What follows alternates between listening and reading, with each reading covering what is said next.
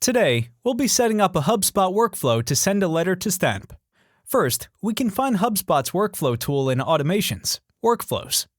From here, you can see all of your workflows, but I'm going to start one from scratch today. Now, there are many default options depending on what you want to trigger sending a letter. We're going to continue with the contact-based workflow for this. Then, skip setting up the trigger and move on to the Stannp workflow. Click the plus button to bring up the action selection. With one quick search, you can find the webhook action and select Post as the method. Enter the URL of the Send a Letter endpoint, then select Authentication Type, API Key. This will be a secret setup on HubSpot. If this is your first time, you may need to make a new one for your Stannp API key. You can find your API on your Stannp account within the settings, under API Settings. Once you've set that up and selected the right key, be sure to change the API key name to API_key in all lowercase. Additionally, change the API key location to query parameters. Moving on to the next step, it's time to enter your parameters. Click on Customize Request Body.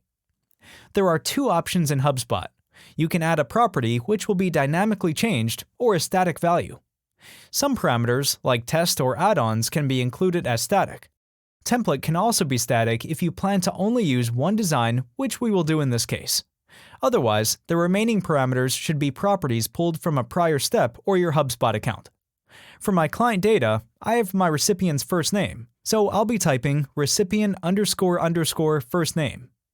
You'll also need to do this for address line 1, city, country, and postcode. However, I'll skip over this for this example. There are plenty of other parameters available as well as custom variable options. Just check out our API docs for more insight. All that's left is to test your step and make sure it's coming through all correctly. Earlier, I set test to true. This is the main way to test Stannp requests. As long as test is true, I'll get a fake response. Nothing is charged, nothing is sent, and nothing will be recorded on your Stannp account, but you can look at the PDF in the response to ensure you're happy with the PDF created.